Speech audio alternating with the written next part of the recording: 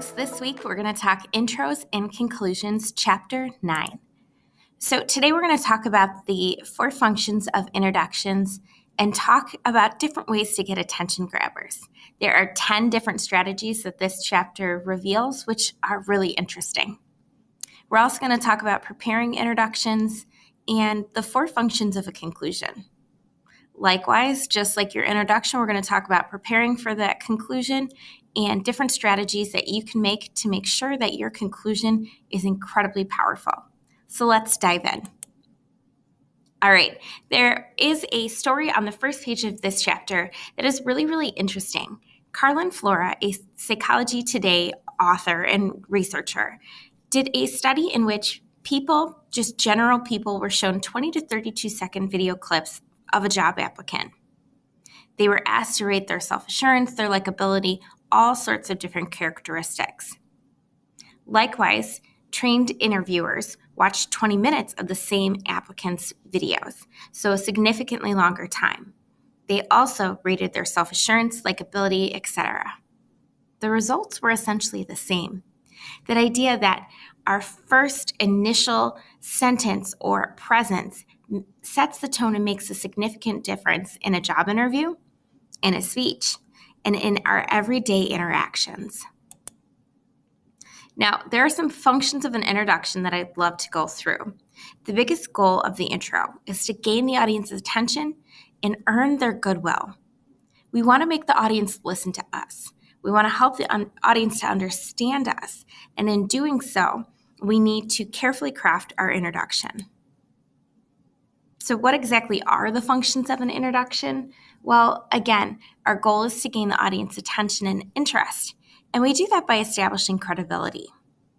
There are 2 different types of credibility referred to in this chapter. One is external credibility, which is using reliable sources, research, etc. And the other is internal credibility, dressing for success, making effective eye contact like we see down here, and speaking with confidence. Within that introduction, you're going to capture everyone's attention with that attention grabber.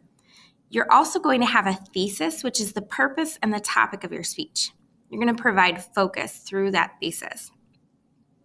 The preview statement is the outline or the main points of your speech. The preview statement is that final statement in your introduction that says, I'm going to tell you about X, Y, and Z. We want to make sure that we have that preview statement that reveals the 3 main points of your speech so that your audience knows exactly what to listen for. Your outline has been revealed as well as your purpose from that thesis statement right before.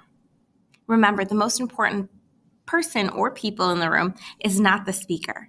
It's the audience. It's everybody we see here. So let's dig into some of those attention-grabbing strategies. As I said, there are 10 total. Here are the first 3. The most natural attention grabber is to tell a story. Human beings love stories. There's a clear structure, there's a beginning, middle, and end, and stories are easy to make conversational and to connect with others. Stories are so natural. When we go home at the end of the day, our loved ones, the first thing we do is tell our story of the day. So again, it's a very natural, a very expected type of attention grabber and can capture people's attention. Referring to the occasion is the next one.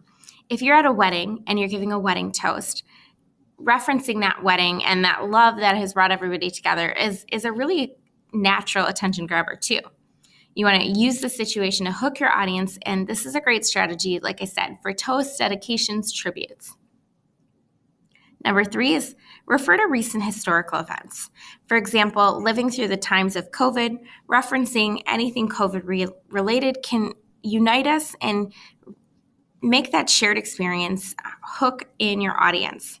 Historical events also can show relationships between the past and the present, which can be very interesting for a speech.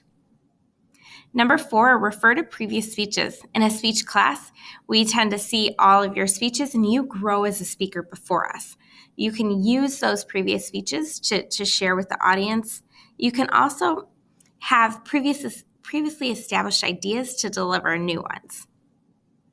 Personal interest is always great, so demonstrating that you have credibility by sharing your interest in a topic can be really powerful, and also relatable as well. If one of your interests is working out or physical fitness, typically you can find a way to connect to the audience through that. Using startling statistics is another strategy. They capture the audience's attention, but you want to make sure that the information is relevant and accurate. Use of an analogy. This is showing connection between your speech and a topic. And analogies are great because you can use information and ideas to connect to your audience as well. Our last set here, we've got using a quote. Quotations are great. I often see when I watch students prepare for a speech, see them Googling, looking for the perfect quote. You want to make sure you give authors credit and credit where it's due when it comes to a quote. Also, know what that person did. Don't just find a random quote from a person that sounds great, and then other people in the audience realize that that person's maybe very against the topic you're talking about or doesn't have a lot of credibility. So you want to be very careful with who the author is and using that credibility to leverage more credibility for you. Ask a question. When you ask a question, you want to be ready for a response. Don't just say, "Who loves summer?" and then just keep plowing through your speech. You need to wait, be careful with timing, and make sure that you're making the audience think.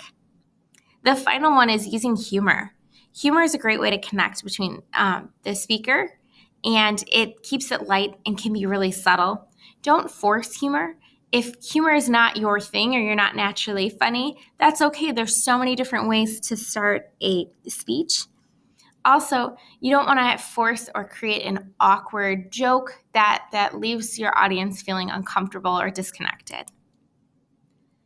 So, preparing for the introduction, there are a lot of tips from the chapter, but here are some of the highlights. You want to construct the intro last. If you're struggling to get started, starting at a body paragraph can often lead to great ideas, can give you a little bit of structure before you go back and share your speech. Make sure it's relevant. Your goal of the introduction is to draw that audience in and to really sell your topic. Be succinct. Intros should be very short, get straight to the point, and move on to the body. Also, write it out word for word. You want to know exactly what you're going to say in your intro. Now, your whole speech does not need to be memorized. It doesn't need to be said word for word. But your intro is so critical, so short and important, so that's why that is key. Moving on to our conclusions. Good speeches come full circle. They end where they began. Conclusions prepare the audience for the end of the speech. They help present any final appeals or calls to action. They summarize and close up your speech, and they typically end with some sort of clincher. And just to end on a final note here, I love this quote from George Washington Carver.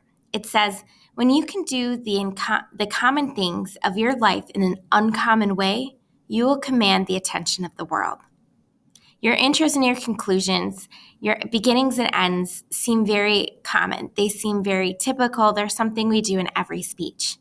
But remember, when you stand out, when you leave with a powerful clincher, you can impact your audience in significant and profound ways.